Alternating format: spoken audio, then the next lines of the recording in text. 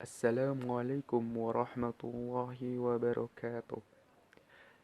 Pada kesempatan ini, kami dari kelompok 6 akan mempresentasikan materi tentang metode pembelajaran pendidikan Islam. Definisi metode pembelajaran. Metode pembelajaran terdiri dari dua kata, yaitu metode dan pembelajaran. Metode secara etimologi, metode berasal dari bahasa Yunani yaitu metodos.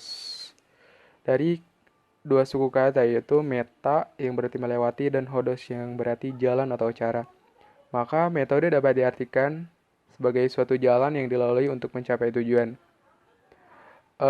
Di bahasa Arab, metode dikenal sebagai torikoh yang berarti langkah-langkah strategis dan sistematis untuk mencapai tujuan. Secara singkatnya, metode pembelajaran itu dapat diartikan sebagai cara yang digunakan untuk mengimplementasikan rencana yang sudah disusun secara sistematis dalam bentuk kegiatan nyata dan praktis untuk mencapai tujuan pembelajaran. Fungsi dari metode pembelajaran itu ada 3. Yang pertama, mengarahkan keberhasilan belajar. Kedua, memberikan kemudahan bagi peserta didik.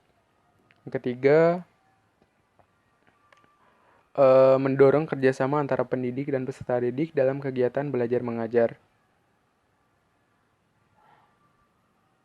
Dalam buku tafsir pendidikan karya Ahmad Izan dan Sayhuddin disebutkan ada beberapa metode pendidikan Islam, di antaranya yaitu pendidikan dengan keteladanan, pendidikan dengan adat kebiasaan atau habit, pendidikan dengan nasihat, pendidikan dengan perhatian, dan yang terakhir pendidikan dengan hukuman. Adapun ahli pendidikan yang lain yaitu Suteja mengatakan beberapa metode pendidikan Islam yaitu sebagai berikut. Ada metode teladan, metode kisah, metode nasihat, metode pembiasaan, metode hukuman dan ganjaran, metode ceramah, metode diskusi, metode perintah dan larangan, serta metode pemberian suasana dan metode bimbingan dan penyuluhan. Di dalam Al-Quran, metode pembelajaran pendidikan Islam itu kurang lebih dijelaskan di dalam 5 surat. Yang pertama, di surat Al-Maidah ayat 67. Terus yang kedua, Quran Surat An-Nahl ayat 125. Yang ketiga, Quran Surat Al-Ahzab ayat 21. Dan yang keempat, Quran Surat Ibrahim ayat 24-27. Dan yang terakhir adalah Quran Surat Al-A'raf ayat 175-177. Metode tabligh ini yaitu guru atau pendidik membacakan atau mendiktekan apa-apa yang akan diajarkan atau materi pembelajaran kepada peserta didik. Terus, kalau dari sudut pandang Islam, metode tabligh ini dibagi menjadi 3. Pertama yaitu al-hikmah, kedua al-mau'izatul hasanah, dan ketiga al-mujadalah billati hiya ahsan. Jadi, mau'izatul hasanah dan mujadalah itu tergolong ke dalam metode tabligh. Tapi kalau secara spesifiknya, yang dimaksud dalam metode tabligh di sini yaitu pendidik itu membacakan apa-apa yang akan diajarkan atau mendiktekan materi kepada peserta didik atau murid, seperti itu. Kata mau'idhah dalam kamus bahasa Arab berarti nasihat. Kata tersebut sejalan dengan makna kata wada yaitu wadan waidatan dan wa mau'idatan yang berarti nasihat. Abdurrahman Al-Nahlawi mendefinisikan mau'idhah sebagai sesuatu yang dapat mengingatkan seseorang akan apa yang dapat melembutkan kalbunya, baik berupa pahala atau siksa, sehingga menimbulkan kesadaran pada dirinya, atau bisa saja berbentuk sebagai sebuah nasihat yang dapat menyentuh kalbu. Istilah mau'idhah disebut juga sebagai al-wadhu, yakni pemberian nasihat dan peringatan akan kebaikan dan kebenaran dengan cara menyentuh kalbu dan menggugah untuk mengamalkannya. Terdapat berbagai metode dakwah dalam Islam, sehingga umat Islam dapat tumbuh pesat seperti saat ini. Salah satu metode dakwah yang digunakan oleh umat Islam adalah metode mujadalah. Metode ini kerap kali digunakan oleh ulama-ulama terdahulu untuk mendapatkan sebuah kebenaran menuju Allah Subhanahu wa taala. Mujadalah berakar dari kata jadala yang artinya berbantah-bantah, berdebat, bermusuh-musuhan, dan bertengkar. Secara istilah, kata mujadalah berarti berdiskusi dengan mempergunakan logika yang rasional dengan argumentasi yang berbeda. Namun jika mengacu pada akar-akar kata tersebut, mujadalah bisa berdampak positif atau berdampak negatif. Mujadalah yang berdampak negatif dapat disandarkan dengan arti bermusuh-musuhan atau bertengkar. Sementara mujadalah positif dapat diartikan dengan berdiskusi atau perundingan yang ditempuh melalui perdebatan dan pertandingan secara baik. Dengan mujadalah ini, peserta didik bisa bertukar pendapat dan lebih meningkatkan daya kritis dalam berpikir siswa. Uswah hasanah. Secara etimologis, kata uswah hasanah mengandung pengertian contoh yang baik atau teladan yang baik. Pada dasarnya manusia memiliki potensi untuk menirukan terhadap hal-hal yang baik, apalagi terhadap yang jelek-jelek. Sebab itu Allah Subhanahu wa taala mengutus Nabi Muhammad SAW sebagai uswah hasanah, artinya sebagai pemberi contoh yang baik-baik. Metode Amsal. Secara terminologis, kata Amsal artinya perumpamaan atau analogi. Amsal adalah bentuk jamak dari masalah. Kata masalah sama dengan syabaha, baik lafaz maupun maknanya. Jadi arti lugawi amsal adalah membuat permisalan atau perumpamaan dan bandingan. Secara istilah, kata amsal menurut Mana Khalil adalah sebuah perumpamaan yang menonjolkan makna dalam bentuk perkataan yang menarik dan padat serta mempunyai pengaruh yang dalam terhadap jiwa baik berupa tasbih maupun perkataan bebas atau lepas. Adapun pendapat lain menurut Ibnu Qayyim dalam Mana Khalil, Amsal Al-Quran adalah menyerupakan sesuatu dengan sesuatu lain dalam hal hukumnya dan mendekatkan sesuatu yang abstrak dengan indrawi atau konkret, atau mendekatkan salah satu dari dua hal yang konkret dengan yang lain dan menganggap salah satunya itu sebagai yang lain. Sementara Abdurrahman Al-Nahlawi memberikan pengertian amsal adalah sifat sesuatu yang menjelaskan dan menyingkap hakikatnya, atau apa yang dimaksudkan itu kemudian dijelaskan baik sifatnya maupun yang disifatinya. Metode kisah. Kata kisah berasal dari bahasa Arab yakni dari kata kisah. Diserap ke dalam bahasa Indonesia menjadi kisah, yang berarti cerita. Namun terdapat perbedaan dan prinsip antara makna kisah dalam bahasa Al-Quran dengan kisah dalam bahasa Indonesia. Kisah dalam bahasa Al-Quran bermakna sejarah atau tarikh, yaitu peristiwa-peristiwa yang pernah terjadi di zaman dahulu. Sedangkan kisah dalam bahasa Indonesia mengandung arti cerita-cerita yang berbau mistik dan legenda.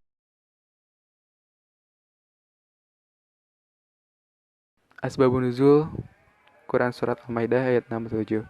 Ayat ini turun pada awal kenabian. Ayat ini turun karena Nabi SAW takut kepada orang-orang kafir dalam menyampaikan risalah Allah Subhanahu wa taala, yaitu dinul Islam. Setelah mendapat jaminan dari ayat ini, Nabi SAW merasa aman dan percaya diri dalam menyampaikan risalahnya. Kesimpulan pendapat ini, beberapa mufasir menjelaskan ayat ini turun 23 tahun sebelum turunnya surat Al-Maidah. Pendapat ini berdasarkan riwayat yang semakna dengan riwayat yang bersumber dari Abu Shaykh bahwa Rasulullah SAW bersabda, "Sesungguhnya Allah mengutusku untuk menyampaikan risalah, lalu aku merasa khawatir dan aku tahu bahwa manusia akan mendustakanku. Kemudian Allah memberi jaminan kepadaku untuk menyampaikan risalah ini. Lalu Allah menurunkan ayat ini, Ya ayyuhar rasul, baligh ma unzila ilaika min rabbika." Berikut ini adalah penjelasan mufasir tentang asbabun nuzul dari turunnya surat Al-Ahzab ayat 20. Asbabun nuzul dari ayat ini. Ayat ini turun semasa perang Ahzab atau perang Handak. Perang Ahzab atau perang Handak menurut buku-buku sejarah Islam terjadi bulan Syawal tahun 5 Hijriah 627 Masehi. Dinamakan perang Ahzab karena dalam perang ini kaum musyrik atau kafir bersekutu atau dalam bahasa Arab disebut Ahzab, dengan kaum Yahudi untuk menyerang kaum muslimin di Madinah. Kekesalan dan kemarahan kaum Quraisy memuncak karena sangat kesulitan menaklukkan Madinah, dan mereka melihat ternyata muslimin di Madinah malah mampu menaklukkan banyak kota di sekitar Madinah. Kemarahan yang terbendung itu akhirnya berujung pada perang Handak atau Ahzab. Pada saat itulah ayat ini turun kepada Nabi Muhammad SAW sebagai petunjuk untuk mereka orang-orang yang beriman agar senantiasa mengikuti jejak Nabi Muhammad SAW ketika berperang, baik itu dari segi perbuatan maupun perkataan dari Rasulullah SAW. Karena segala sesuatu yang dilakukan oleh Rasulullah SAW terdapat suri tauladan yang baik. Asbabun Nuzul Quran Surat Ibrahim ayat 24 sampai 27 di dalam tafsir Al-Misbah halaman 54, tafsir Al-Maragi halaman 279 dan tafsir Ibnu Katsir halaman 538 bahwa dalam tafsirnya pada ayat 24 merupakan periwayatan perumpamaan pada pohon yang baik berdasar pada satu riwayat yang menyatakan bahwa Abdullah putra Umar radhiyallahu anhu berkata bahwa suatu ketika kami berada di sekeliling Rasulullah SAW. Lalu beliau bersabda, "Beritahulah aku tentang sebuah pohon yang serupa dengan seorang muslim, memberikan buahnya pada setiap musim." Putra Umar berpikir, dan dia berkata, "Terlintas dalam benakku bahwa pohon itu adalah pohon kurma. Tetapi aku lihat Abu Bakar dan Umar tidak berbicara, maka aku segan berbicara." Dan seketika Rasulullah tidak mendengar jawaban dari hadirin. Beliau bersabda, "Pohon itu adalah pohon kurma." Setelah selesai pertemuan dengan Rasulullah SAW, aku berkata pada ayahku, "Wahai ayahku, demi Allah aku memikirkan dan terlintas dalam benakku bahwa yang dimaksud tadi oleh Rasulullah itu adalah pohon kurma." Beliau berkata, "Mengapa engkau tidak menyampaikannya?" Aku menjawab, "Aku tidak melihat seorang pun berbicara, maka aku pun segan untuk berbicara." Umar radhiyallahu anhu berkata, "Seandainya engkau menyampaikan, maka sungguh itu lebih kusukai dari ini atau diam diri." Hadis riwayat Bukhari dan Muslim. Maka setelah ada jawaban periwayatan itu, pohon yang baik yang digambarkan dalam ayat ini merupakan pohon kurma. Munasabah Quran Surat Ibrahim ayat 24-25, setelah menggambar kerugian yang akan diperoleh kaumnya yang zalim dan keuntungannya yang akan didapat oleh orang-orang yang beriman dan beramal soleh pada ayat-ayat lalu atau ayat-ayat sebelumnya. Maka dalam ayat ini Allah Subhanahu wa taala memberikan perumpamaan tentang kebenaran dan kebatilan. Sebenarnya makna konotasi dari ayat ini itu lebih ke kalimat tauhid atau syahadat. Jadi jikalau kita memiliki akidah yang baik, syahadat kita udah mendarah daging dan terteguh di dalam sanubari dan hati kita. Asbabun Nuzul Quran Surat Al-A'raf ayat 175 sampai 177. Abdul Razak telah meriwayatkan dari Sufyan As-Sauri, dari Al-Amasi dan Mansur, dari Abu Duha, dari Masruq, dari Abdullah ibnu Mas'ud radhiyallahu anhu. Sehubungan dengan makna firman-Nya, dan bacakanlah kepada mereka berita orang yang telah kami berikan kepadanya ayat-ayat kami atau pengetahuan tentang isi Alkitab, kemudian dia melepaskan diri dari ayat-ayat itu. Al-A'raf 175 hingga akhir ayat. Dia adalah seorang laki-laki dari kalangan Bani Israel dikenal dengan nama panggilan Ba'lam ibnu Bawra. Hal ini sama telah diriwayatkan oleh Syu'bah dan lain-lainnya yang bukan hanya seorang. Dari Mansur dengan syahadat yang sama, Said ibnu Abu Arubbah mengatakan dari Qatadah dari Ibnu Abbas bahwa lelaki tersebut bernama Saifi ibnu Rahib. Qatadah mengatakan, Ka'ab pernah menceritakan bahwa dia adalah seorang laki-laki dari kalangan penduduk Al-Balqah, mengetahui tentang Ismul Akbar dan tinggal di Baitul Maqdis dengan orang-orang yang angkara murka. Al-Aufi telah meriwayatkan Ibnu Abbas radhiyallahu anhu bahwa dia adalah seorang lelaki dari kalangan penduduk negeri Yaman, dikenal dengan nama Ba'lam. Ia dianugerahi pengetahuan tentang isi Alkitab, tetapi ia meninggalkannya. Jadi secara singkatnya bahwa ini menceritakan tentang salah satu orang yang dianugerahi memiliki pengetahuan tentang isi Alkitab, tapi dia meninggalkannya atau seolah-olah mendustakan apa yang ada di dalam ayat-ayat ataupun isi kitab tersebut. Seperti itu. Asbabun Nuzul Quran Surat An-Nahl ayat 125. Para mufasir berbeda pendapat seputar sabab an-nuzul atau latar belakang turunnya ayat ini. Al-Wahidi menerangkan bahwa ayat ini turun setelah Rasulullah SAW ketika itu menyaksikan jenazah 70 sahabat yang syahid dalam perang Uhud, termasuk Hamzah, paman Rasulullah. Al-Qurtubi menyatakan bahwa ayat ini turun di Mekah ketika adanya perintah kepada Rasulullah SAW untuk melakukan gencatan senjata atau muhadanah dengan pihak Quraisy. Akan tetapi, Ibnu Katsir tidak menjelaskan adanya riwayat yang menjadi sebab turunnya ayat ini.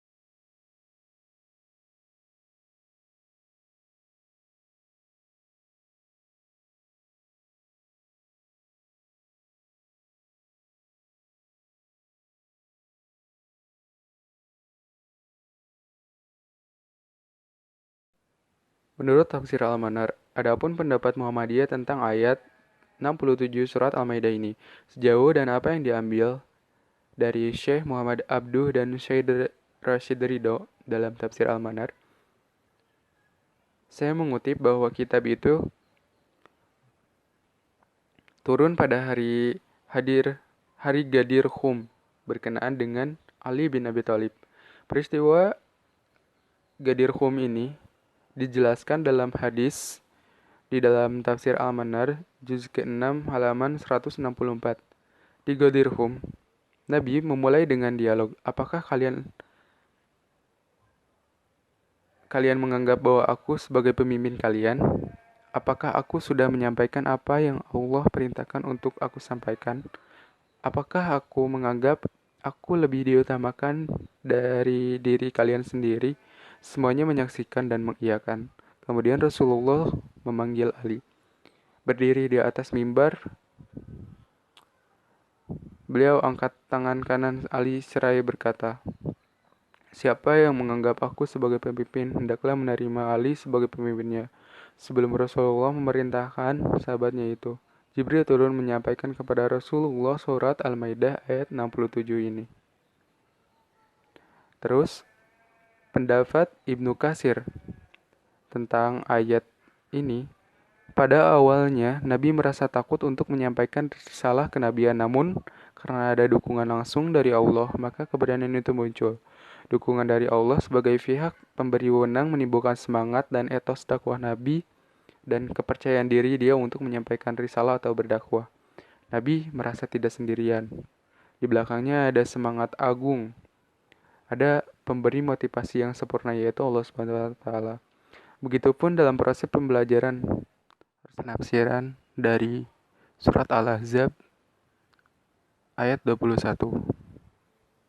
Menurut tafsir Jalalain dan beberapa tafsir lainnya, maksud dari ayat ini adalah sesungguhnya telah ada pada diri Rasulullah itu suri tauladan yang baik bagi kalian. Baik dari segi perkataannya, perbuatannya, dan segala sesuatu yang Rasulullah lakukan itu ada uswahnya. Jadi dapat kita tiru dan kita teladani, kita implementasikan dalam kehidupan sehari-hari. Kurang lebihnya seperti itu. Terus ada penjelasan tentang mufradat dari iswatun. Dapat dibaca iswatun dan uswatun atau memiliki arti yang baik untuk diikuti dalam hal berperang dan keteguhan serta kesabarannya yang masing-masing diterapkan pada tempat-tempatnya. Lapal ayat ini berkedudukan menjadi badal dari lapal lakum. Lakum ini memiliki arti yang mengharap rahmat Allah, yakni takut kepadanya.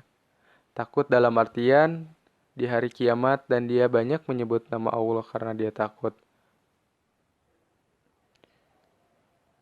Dalam tafsir Al-Maraghi, penafsiran Quran Surat Ibrahim ayat 24-27, tafsir Al-Maraghi menyatakan Allah mengumpamakan kalimat yang baik itu dengan pohon yang baik. Berbuah, indah dipandang, harum baunya, tertancap kokoh di dalam tanah, yang karena itu tidak mudah tumbang dan cabang-cabangnya menjulang tinggi ke udara. Keadaan ini menunjukkan kepada kokohnya akar dan jauhnya pohon dari benda-benda busuk yang ada di dalam tanah serta kotoran bangunan. Maka pohon itu mendatangkan buahnya yang bersih dari segala kotoran dan berbuah pada setiap musim dengan perintah serta seizin Allah Subhanahu wa taala. Jika seluruh sifat tersebut dimiliki oleh pohon ini, maka akan banyak manusia yang menyukainya. Allah mengumpamakan kalimat iman dengan sebuah pohon yang akarnya tertancap kokoh di dalam tanah dan cabang-cabangnya menjulang tinggi ke udara. Sedang pohon itu berbuah pada setiap musim. Hal ini disebabkan apabila hidayah telah bersemayam di dalam kolbu, seakan sebuah pohon yang berbuah pada setiap musim karena buahnya tidak pernah terputus. Setiap kolbu menerima dari kolbu serupa dan mengambil dengan cepat. Lebih cepat daripada kobaran api pada kayu bakar yang kering. Orang-orang yang berjiwa luhur dan para pemikir besar adalah orang-orang yang memiliki kalimat yang baik, memiliki akidah yang baik. Ilmu mereka memberikan nikmat dan rezeki kepada umat mereka di dunia. Ilmu mereka tetap kokoh di dalam hati mereka, sedang cabang-cabangnya menjalar ke alam-alam tertinggi, dan pada setiap masa memberikan buahnya kepada putra-putra generasi penerus bangsa. Di dalam tafsir Ibnu Katsir dijelaskan bahwa perumpamaan kalimat baik itu adalah mengumpamakan kalimat tauhid la ilaha illallah. Jadi ketika seorang mukmin memiliki pegangan yang kuat, akidah yang kuat, otomatis akan menghasilkan bermanfaat untuk umat.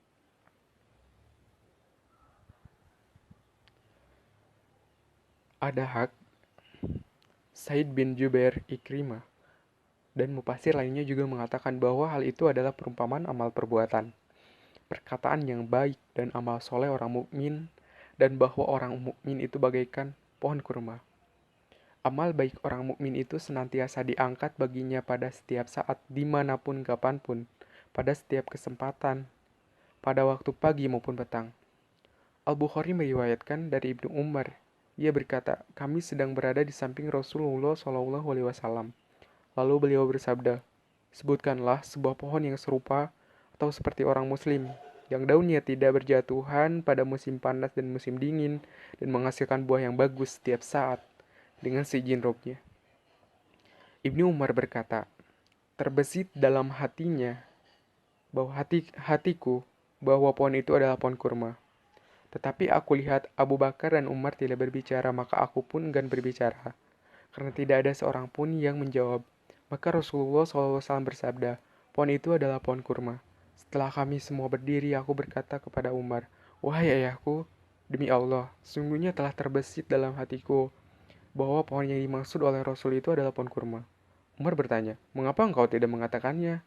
Aku menjawab, aku lihat kalian tidak ada yang berbicara, maka aku pun enggan berbicara.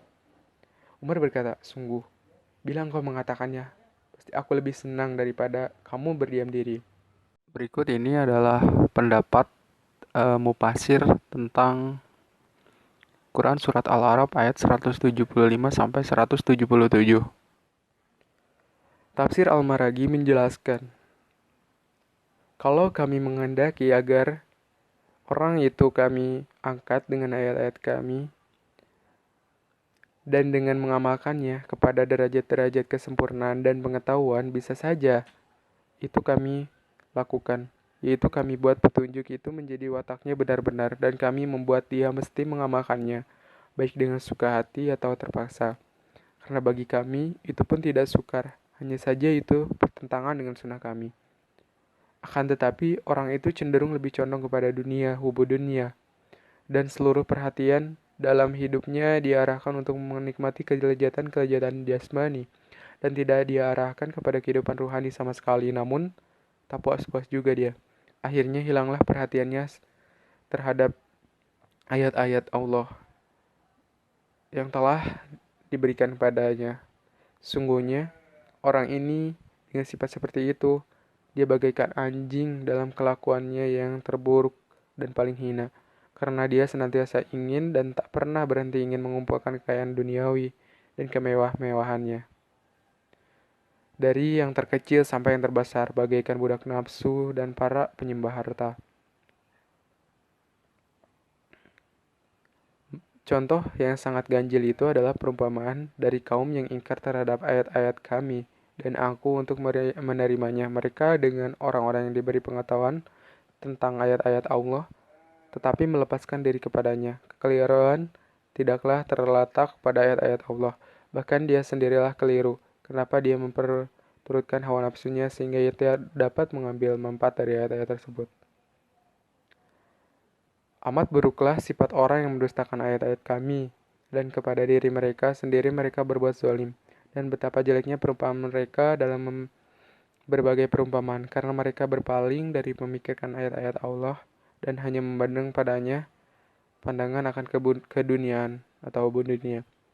Al-Quran tidak menyebutkan siapa nama orang yang dijadikan sebagai perumpamaan. Tafsir ayat tersebut dalam tafsir Ibnu Katsir, dia adalah seorang lelaki dari kalangan Bani Israel, dikenal dengan nama Ba'lam bin Baura al-Aufi, telah meriwayatkan dari Ibnu Abbas radhiyallahu anhu bahwa dia adalah seorang lelaki dari kalangan penduduk Yaman, dikenal dengan nama Ba'lam bin Baura. Ia dianugerahi pengetahuan tentang isi Alkitab, tetapi ia meninggalkannya. Malik ibnu Dinar mengatakan bahwa orang itu adalah salah seorang ulama Bani Israel, terkenal sebagai orang yang mustajab doanya. Mereka datang kepadanya di saat-saat kesulitan, kemudian Nabi Musa alaihissalam mengutusnya ke Raja negeri Madian untuk menyerukan agar menyembah Allah. Tetapi Raja Madian memberinya sebagian dari wilayah kekuasaannya dan memberinya banyak hadiah. Akhirnya ia mengikuti agama raja dan meninggalkan agama Nabi Musa alaihissalam.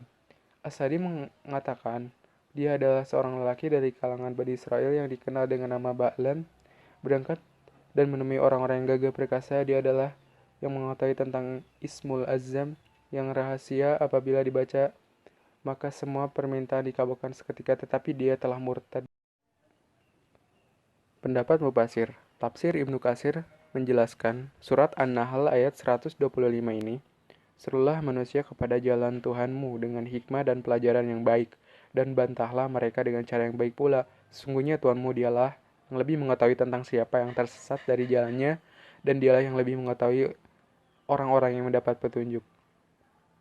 Allah Subhanahu wa Ta'ala menyuruh Rasulnya berseru kepada manusia mengajak ke jalan Allah, dinul Islam, dengan hikmah, kebijaksanaan, dan nasihat serta anjuran yang baik. Dan jika orang-orang itu mengajak berdebat, maka bantahlah mereka dengan cara yang baik pula. Allah Subhanahu wa Ta'ala lebih mengetahui tentang siapa yang durhaka atau tersesat dari jalannya, dan siapa yang bahagia dalam jalan yang lurus yang ditunjukkan oleh Allah Subhanahu wa Ta'ala. Maka janganlah menjadi kecil hatimu, hai Muhammad, bila ada orang-orang yang tidak mau mengikutimu dan tetap berada dalam jalan yang sesat.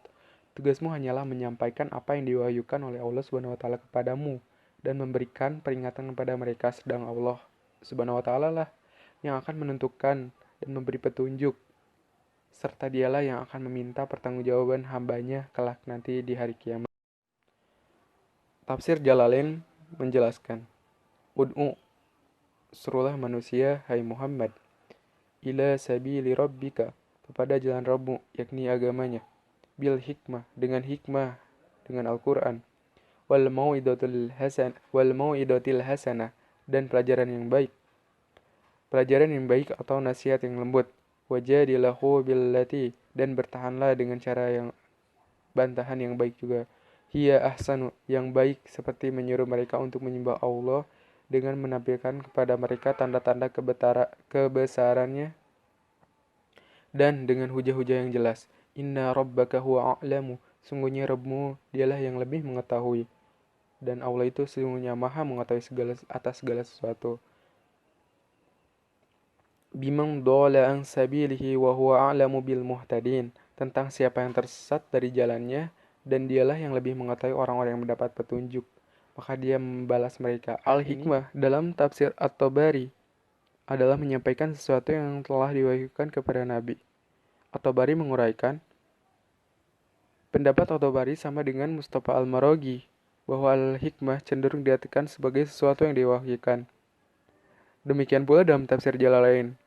Al-Hikmah diartikan sebagai Al-Quranul Karim, sebagai sesuatu yang diwakilkan kepada Nabi SAW sebagai pedoman dia dalam menyampaikan risalah dinullah atau agama Islam. Seperti itu.